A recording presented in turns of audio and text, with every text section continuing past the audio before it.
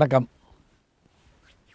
திரைப்படங்களில் எம்ஜிஆர் பட பாடல்கள் எப்போவுமே எல்லாராலையும் ரசிக்கப்படுறது மட்டும் இல்லை, அவரே நிறைய வேலை வாங்குவாங்கன்னு சொல்லுவாங்க. எப்படி அப்படின்னா, முதல்ல அவருக்கு அந்த பாட்டுடைய வரிகள் ரொம்ப ஈர்ப்பாக இருக்கணும், மக்களுக்கு ஏதாவது ஒரு செய்தியை சொல்கிற மாதிரி இருக்கணும். அது மாதிரி இசையும் சூப்பராக இருக்கணும். அவரே ஒரு இதில் சொன்னது, படம் பார்த்துட்டு வெளியே போகிறப்ப அந்த ரசிகன் என் பாட்டை திருப்பி பாடிட்டு போனோம், அப்போ தான் நான் ஜெயிப்பேன் அப்படின்பாரான்.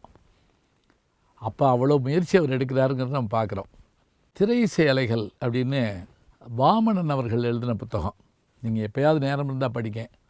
ரொம்ப அபூர்வமான செய்திகளோடு அவர் கொடுத்துருப்பார். அதில் வந்த செய்திகளும், நான் இந்த திரை இசை பாடல்கள் பற்றிய செய்திகள் நான் பல இதில் படித்ததில் ஒரு ஆச்சரியத்தை பார்த்தேன். அடிமைப்பெண் படம்,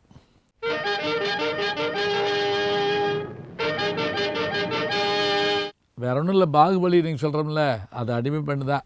அதில் அம்மாவை தேடி நம்ம போய் காப்பாற்றி கூட்டு வர்ற கதை இருக்குல்ல, அது அடிமை பெண் தான்.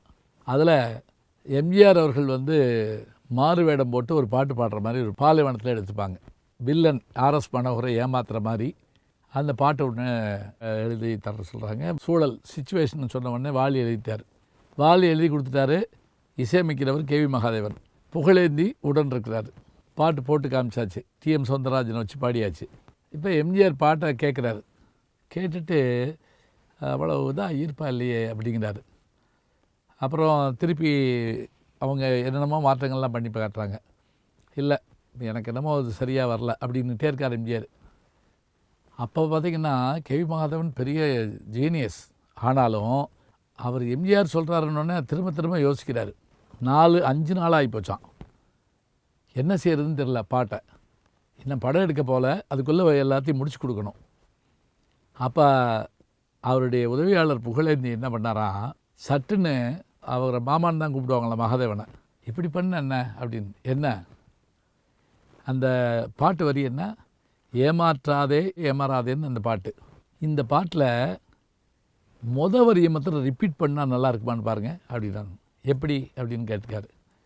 ஏமாற்றாதே ஏமாற்றாதே ஏமாறாதே ஏமாறாதே, அதாவது அதே வரியை திருப்பி சொல்லி பாருங்க. இப்போ டியூன் போடுங்க. அப்படியே போட்டிருக்காங்க. ஏமாற்றாதே ஏமாற்றாதே போட்டு எம்ஜிஆர்ட்ட அனுப்பணுன்னு எம்ஜிஆர் கைதட்டிட்டாராம். இதைத்தான் எதிர்பார்த்தேன். இப்போ நீங்கள் இந்த பாட்டை கேட்குறப்ப நமக்கு இது என்னது, இது ஏமாற்றாதே ஏமாற்றாதே ஏமாறாதே ஏமாறாதேன்னு பாட்டு நல்லா இருக்குன்னு நம்ம சொல்கிறோம். ஆனால் இந்த வரி சேர்க்கறதுக்கு ஒரு வாரம் ஆயிருக்கு. சேர்க்குற வரைக்கும் அவர் என்ன சொல்கிறாரு, இன்னும் இசை சரியாக வரலைங்கிற மாதிரி சொல்லிக்கிட்டே இருக்காரு. சரியாக வரலன்னு என்ன அர்த்தம், எனக்கு பிடிச்ச மாதிரி வரலைங்கிறாரு. அந்த வரியை ரிப்பீட் பண்ணோடனே அந்த பாட்டு அவ்வளோ சூப்பர் ஹிட் ஆகி போச்சு. ஏமாறாதே ஏமாறாதே, நீ நடமாடும் பாதையில் கவனம் வைத்தால் அப்படின்னு ஒரு வார்த்தை வரும். அது என்ன தெரியுங்களா, அது காட்சிக்கு ஏற்றபடி எழுதியிருப்பாங்க. சந்திரபாபு மண்ணுக்கடியில் புதஞ்சிருப்பார், மேலே ஒரு குழல் முத்திரை வச்சுக்கிட்டு. இப்போ அதில் போய் நின்று ஆடுவாங்க அவங்க. அப்போ அந்த இடத்துல எம்ஜிஆர் டக்குன்னு அவங்க கையை பிடிச்சி, இந்த இடத்துல நின்றுன்னா அவன் உள்ளே காட்டி கொடுத்துருவோம் அப்படிங்கிறதுக்காக அப்படி கூட்டிகிட்டு போவார். நீ நடமாடும் பாதையில் கவனம் வைத்தால் அப்படின்னு.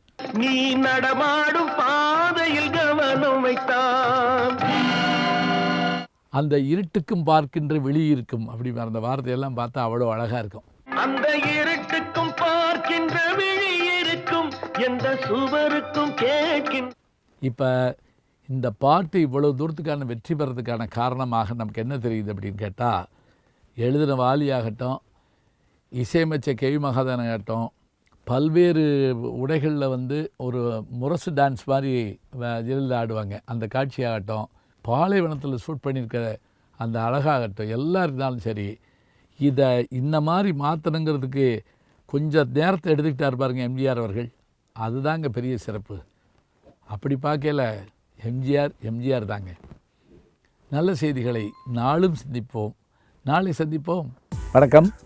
அன்புக்குரிய யூடியூப் நேயர்களே, நீங்கள் இன்னும் என்னை நெருக்கமாக பின்தொடர வேண்டும் என்று சொன்னால் ட்விட்டர், இன்ஸ்டாகிராம், ஃபேஸ்புக் போன்ற சமூக வலைதளங்களில் பின்தொடர்ந்து வாருங்கள். நாம் முன்தொடர்ந்து செல்வோம்.